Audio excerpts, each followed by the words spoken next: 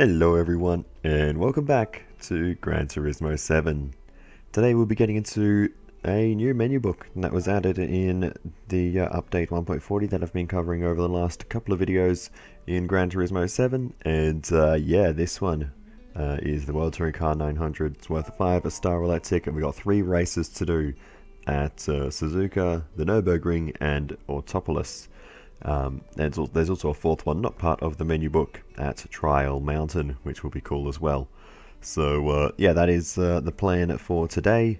The World Touring Car 900 is essentially meant for Group 2 cars, and that is the Super GT cars, along with a couple of older Le Mans cars from the late 90s. There's a Mercedes and a BMW/McLaren F1. Along with a DTM Audi as well, also fits into Group 2. But we'll also see there's a couple of Group 3 cars that race in it as well. The old GT500 cars from the late 90s, the Nissan Skyline and the Toyota Supra. So a bit of a mixed up field of cars in this one, but we're not going to drive any of those things that I just mentioned. Instead, we are going to drive the SRT Tomahawk. The Group 1 version of the car. There's 4 versions, and this is probably the most tame of them all, strange to say, given that Group 1 cars are basically Le Mans prototype level cars. But yeah, this, well, the Tomahawk series of cars is just ridiculous in general. Even the original, or the most basic of the original 3, the Tomahawk S. But yeah, they made this Group 1 version of the car to make it raceable against other cars, I suppose. And yeah, it is still pretty crazy. It doesn't have any of all the movable aero bits and other crazy stuff. It's much more of a traditional normal car, I suppose you could say. But yeah, I just wanted to give it a try, really. There was no particular reason to using this car. I just wanted to try some of the Group 1 Vision Gran Turismo cars, because they fit into the regulations of this event fairly well. So yeah, I just wanted to do that. At the time when I loaded up this race in this car, I had no idea that we were going to be up against a field of Group 2 cars. I just picked a car that fit into the regulations. But anyway, we do have I guess a bit of an advantage there, because like I said, this is a Group 1 car. But anyway, that is how it is. But we've made good progress through the field so far. 3 positions gained on the first lap, 10 laps here at the Nürburgring GP circuit, so a fairly long race for us to navigate as we start to think about making a move on the Skyline there, and we'll get the power down on the exit, make our way up into P16 so far.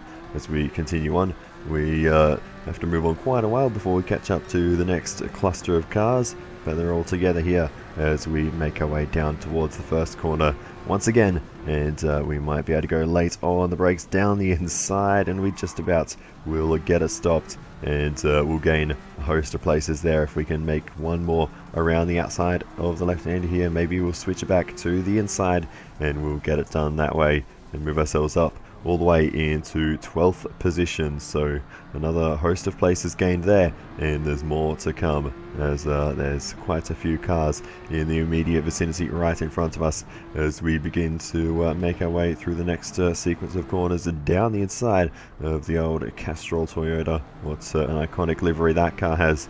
As we set our sights on the next couple of cars, you can see the old GTR there, the old Pennzoil car, as we make the way down the inside, and we'll get through, move ourselves up a couple more spots into P9. Contact from the car behind though, and straight into the barrier with a lot of wheel spin there as well. Oh, ouch, that has certainly not helped matters. Yeah, oh, sorry about that, mate. We kind of reversed it out onto the track right in front of another car. Was in a bit of a rush to try and get going again, and yeah, that's what happened.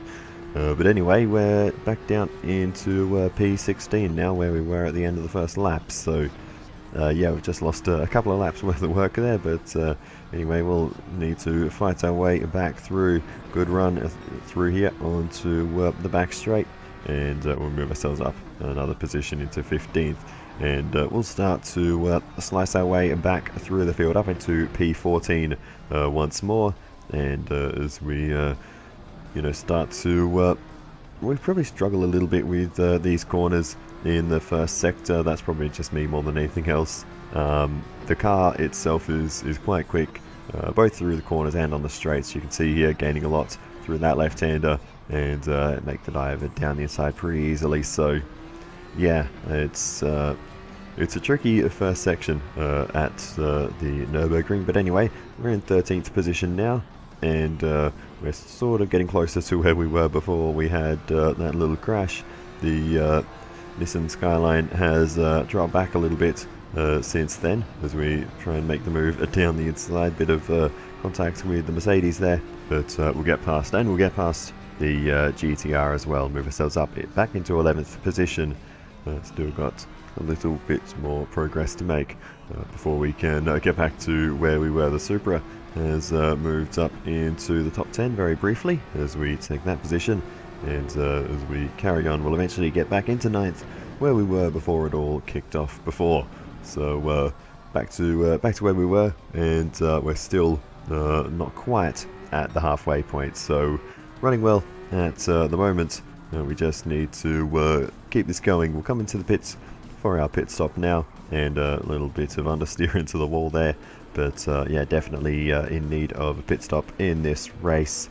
The fuel has no chance of getting to the end, so we'll split it 50-50 for the sake of the tyres, and yeah, we should be very quick in the next portion of the race. So the new tyres go on, the fuel goes in. That looks ridiculously fast after Trans Am recently, where the refuel rate is something like 2% per second. That's probably, I don't know, maybe like 10% per second I think is the standard, assuming that's what that is, but it is very quick.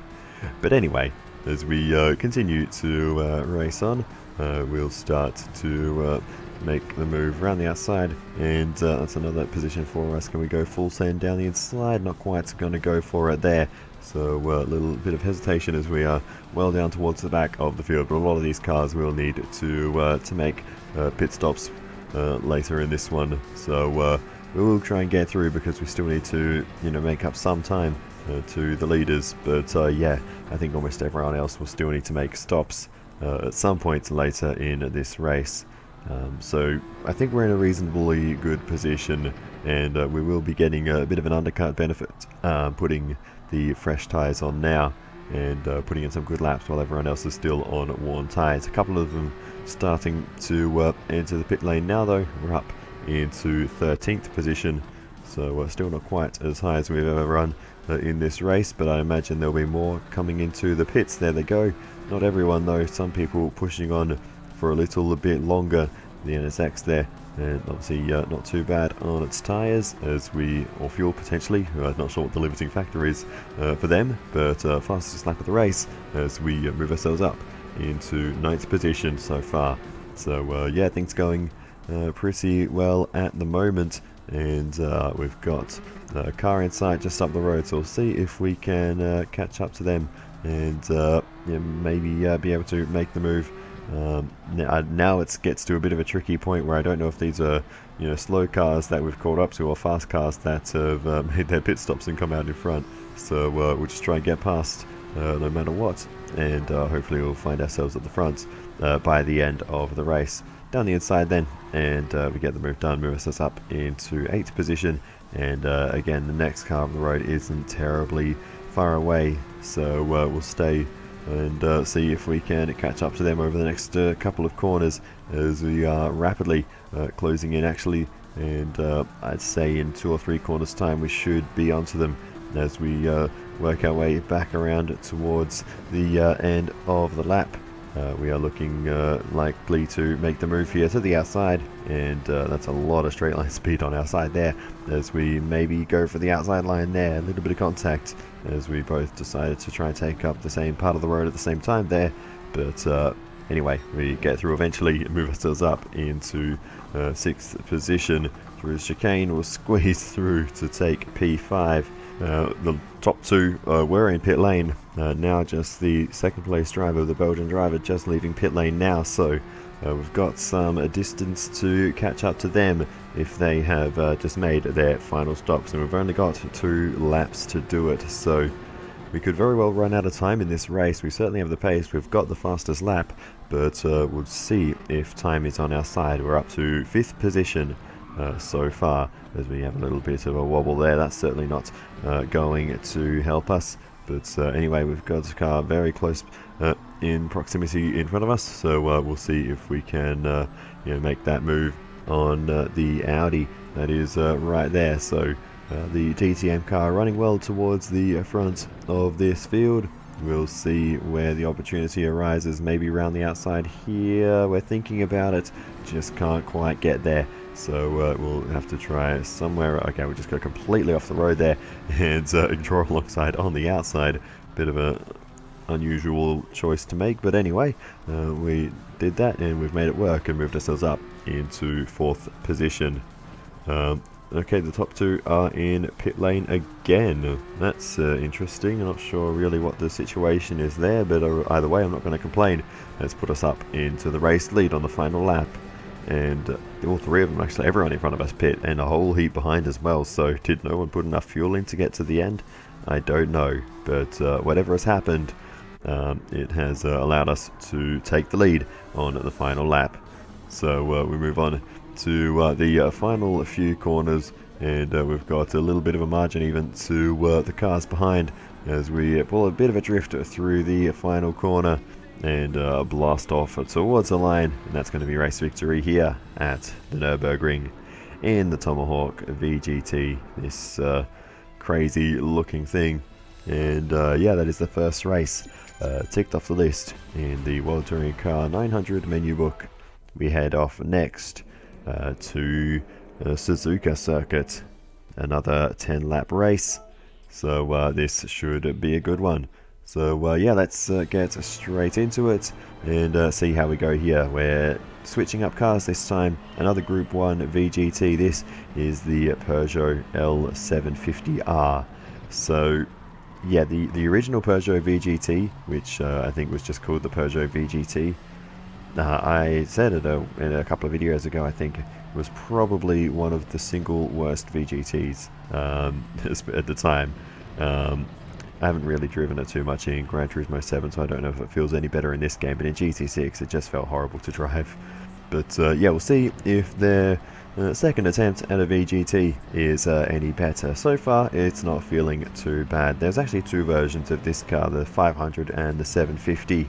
The 500 is I guess the original, and then this one is a kind of super version of the car that has been upgraded to Group 1 standards, and I have to say is pretty nice to drive. Not perfect, probably say that Tomahawk was a bit better, but yeah, overall this car certainly isn't bad, and we'll certainly be able to get the job done in this race if we can get a clean run. So yeah, we are making slow progress, I will say. We're only up into 18th so far, as we are coming towards the end of the first lap. Then again, that is the kind of progress we made at the Nürburgring. But anyway, we're going to go, okay, we're not quite going to go zooming past the NSX there. We're going to ram into the back of them. Now we'll go zooming past and move ourselves up into P17. How we're going to go through 130R, nice and easy through there as we go for the move. No, we just have a think, but no move to be made down the inside just there. So we'll see if we can get a nice switch onto the straight around the outside of the final corner, and that will be position taken up into P16 on the first lap.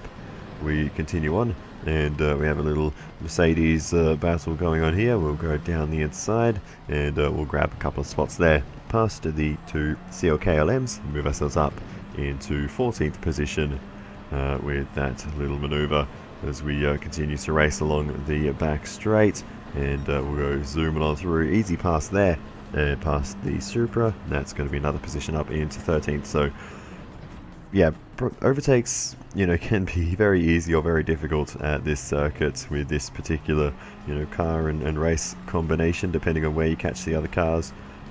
If we catch other cars on the back straight like that, it's very easy to get through, but we can very easily get stuck behind someone for a while if we catch up in the opening sector. So we'll see how this goes. We're catching one of the BMW McLarens in front of us now, so we'll see how it goes with them. It takes us until the hairpin to actually go for the move down the inside.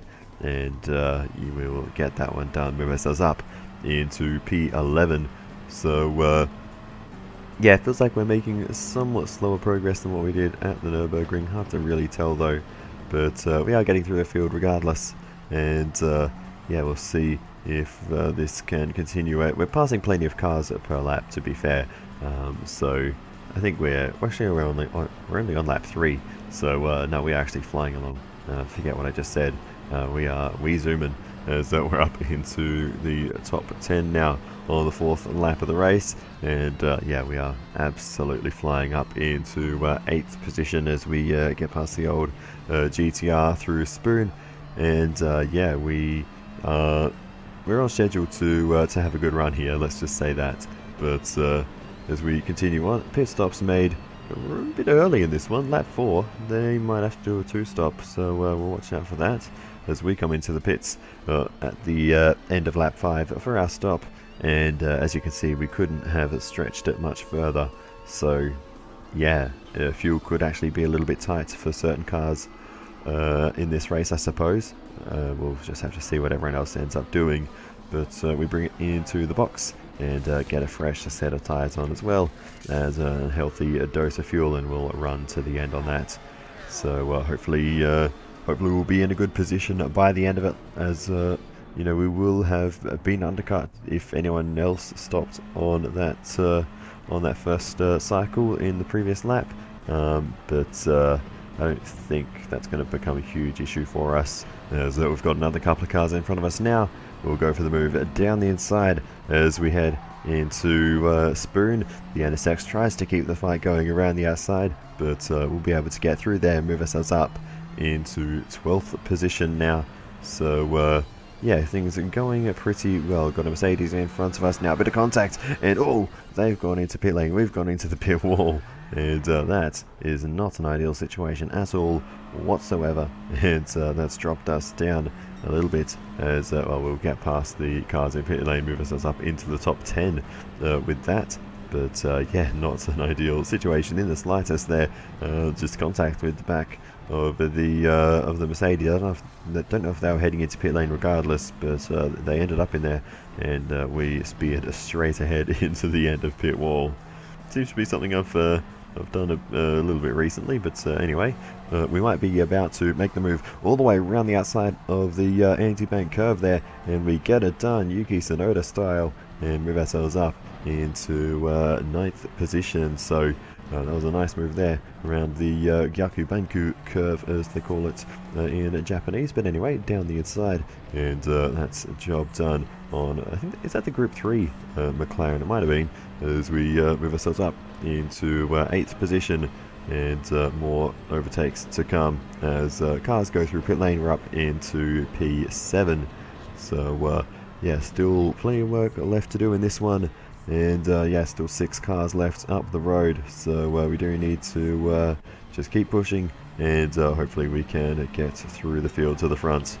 But anyway, we make the move up into the top 6, nice and easy there as we head into the hairpin. Struggling a little bit with this corner, but we survive, and now we will start to catch up to a couple of cars in a row here, as we start to get closer and closer to the front of the field. Let's see if we can sneak it down the inside. We're never going to quite make it there, but we are on the back of these two, so we do need to try and make the move as soon as we can, but it's very difficult to get through. They go a bit wide there. That gives us the opportunity to get underneath. We'll go all the way around the outside, and we'll just about be able to get the move done and up into the top 5. But yeah, that was a tricky maneuver to make, and there's actually still 2 cars left in front of us in the immediate sort of proximity, and oh, bit of contact as we make the way down the inside of the second Degner there, move ourselves up into 4th position. The podium could be ours by the end of, well, by the hairpin as we make the way down the inside, and that's another move done. If we can get this turn, we don't quite get it done, but we will get a decent run on the exit, and we'll move ourselves up into 3rd right now. So a decent lap of progress there as we now move on to the final lap one of the two ahead headed into the pit lane, so that promotes us into second position. Just a GTR left in front of us, so we'll just need to find one more opportunity to overtake. But if you're thinking this is coming a little bit too easily, this is what happened on a previous attempt. I was leading on the final lap and then exited the hairpin. Yeah, I did that.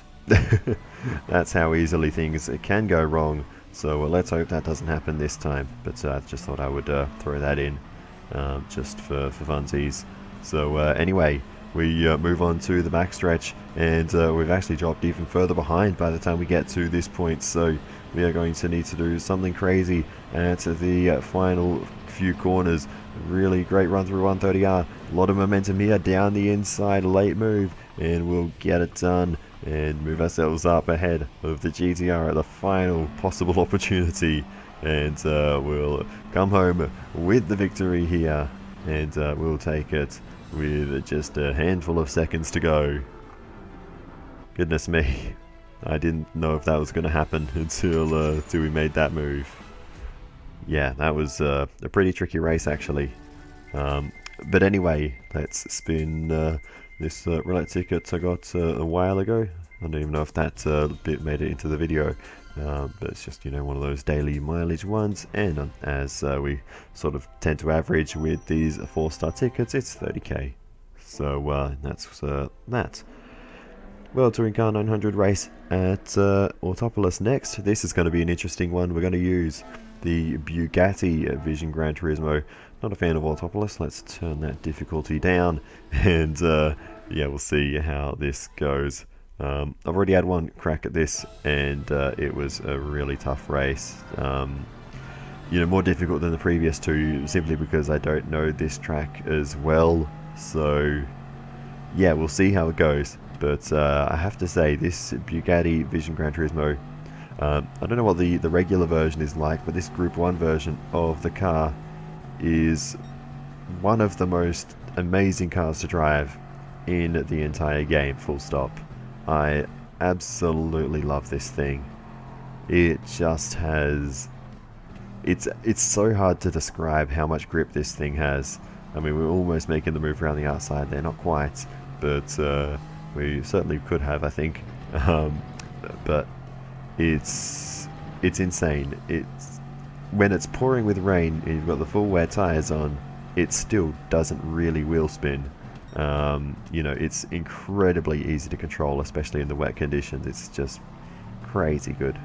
So yeah, I have to say this is definitely my favorite of the 3 cars that I've driven so far, as we get a little bit of a slide on the grass there. So it doesn't quite grip in the grass, but you wouldn't really expect any car to do it to do that particularly well.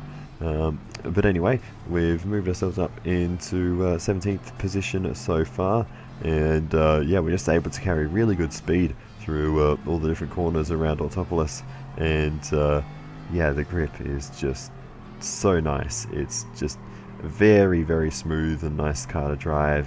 It's got that nice sort of low grunt sound to it. It's really cool, and it looks really cool as well. So as far as all the VGTs go, the Bugatti Group 1 VGT is very much towards the top as we get a little bit close to the Mercedes there, but we'll get the run on the exit to make the move and get ourselves up into 15th position.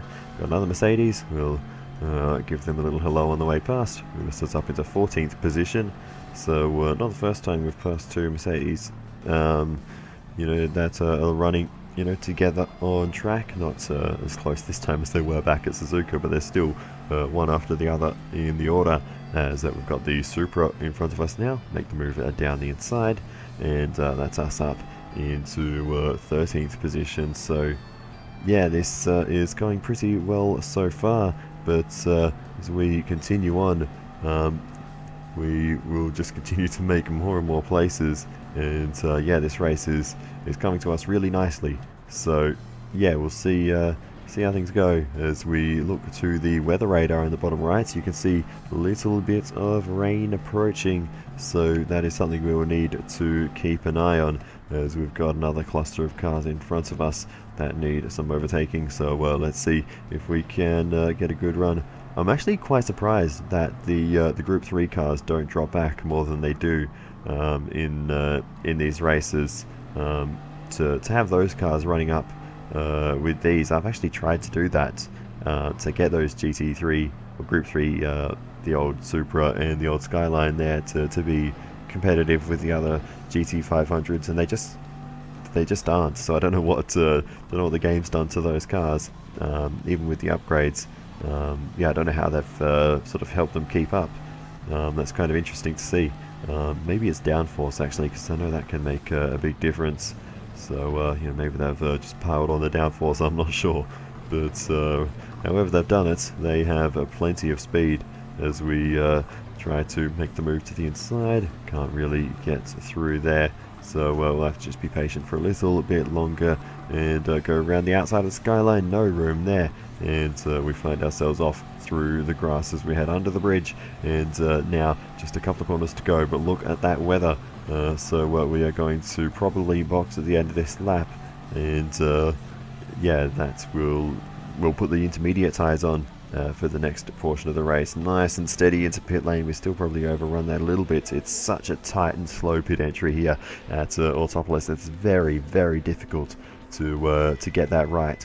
But anyway, no one else coming in at the moment into pit lane, so that's kind of interesting to see. Not sure. They clearly were not looking at the weather radar, because it is time to put those intermediate tyres on. And you know, very soon already actually the track is wet, and wet enough for these tyres to work. So yeah, we've definitely made the right choice here to go onto these tyres. And like I said, this car, these conditions is where this car will absolutely shine, no doubt about it. This is going to be a really good phase of the race for us. With the rain coming down, we are going to be absolutely flying in these conditions. So yeah, we just need to make our way through the slick tyre runners until we can sort of get back to where we were, I suppose. So around the outside, easy move there. We move ourselves up into 16th position so far, with the Mercedes in front of us. And yeah, look, we can just drive straight around the outside, and the cornering grip this car has is almost even more so than what it was before. So yeah, we are absolutely flying as we make the move down the inside, and we move ourselves up into 14th position now. And yeah, these positions are just coming so easily in these conditions on these tyres. This car just works, and we've got the Supra in front of us now. I can tell you that thing, it works in the rain, but it's not probably the best option. I am very much qualified to talk about that car. I've driven it for many hours on the money grind, so yes, I know the ins and outs of how that car drives. But anyway, we continue along, and there's still no one pitting, despite the track being clearly wet now, and the water spraying off the tyres of the Pennzoil GTR there, and somehow we're still generating some amount of grip even on the slicks. So good luck. I don't see that lasting if the rain gets any worse. It must be so on the limits of what the slick tyres can do as we make our way around the outside and move ourselves up. And well, just about on the exit, we'll have to try and get this done. And yeah, this is becoming a good fight, but we'll eventually get through and get ahead of the NSX there. But yeah, that took us a little bit longer than what I would have thought. But yeah, as we're continuing to get through up into 9th position, maybe 8th position, as we hop over the inside curb there, get that move done. And now, with a fair way left to go in this race, we are rapidly starting to close in to the top positions, and now the leading contenders are in the pits. So we're already into 7th, and we're going to go zooming on through past all of this lot. And then we pause the game briefly there. That's annoying when I do that. But anyway, we get through and up into 2nd position, move down the inside, and we'll get through up into the race lead. And yeah, that is a job done in this race. We continue on just to have a little drive of the in-car view, and yeah, you can see the map of Le Mans in the bottom right there. Kind of cool. It'd be nice if it changed per track that you're on, but interesting to see that nonetheless on the inside of this car. But yeah, it's like I said, really nice car to drive, very, very smooth through the corners, and yeah, absolutely loved it. So yeah, this I want to do something with this car. I don't know what, but yeah, this is just really, it's just easy, I suppose, for how fast it is and the lap times it can generate. It is just so easy to drive compared to other cars at the same speed. But anyway, we finished the race in first position in very much easy fashion there. Like I said, when it's pouring with rain, it just still feels like it's dry. It's so good to drive. I always couldn't believe it the first time I drove it, like just how nice it was. But anyway, that completes the menu book, and it's probably been a bit of a while since we've done a regular menu book. The ones I always just simply refer to as menu books are actually the extra menus. Those are, you know, ones where we have to get the 3 cars and we do a whole little story about them. But anyway, here is our 5-star roulette ticket. Hopefully we get something decent this time. We are going to get some car parts, and it is the Bore-Up S for the Volkswagen Scirocco R, valued at 33,000 credits. Not particularly helpful. Although, fun fact about the Scirocco, the name comes from the hot and dusty wind that blows from North Africa across the Mediterranean Sea. That's called Scirocco, apparently. Yeah, don't know why, but yeah, apparently they named the car after a hot dusty wind. So that's something. Anyway, ouch. Forgot how sharp this thing turns at high speed. This thing at Trial Mountain is going to be interesting still in the Bugatti VGT Group 1 car. And we are absolutely flying here at Trial Mountain. The way this thing just sticks to the road so well, it's really going to work at you know, an undulating circuit like Trial Mountain. You know, because it won't lose that sort of grip over the little crests and falls of the track, where other cars might struggle a little bit. This thing just sticks, and even, you know, with all the bumps, it just works. It's hard to describe, but yeah, there's just no taking the grip away from this car as we make our way along the back straight. The one downside of this car is what you can sort of see there is at the very top end, the speed just isn't there. So at a track like Le Mans, where it is more about top speed, ouch, it's not going to compete with you know, with something that has a higher top speed.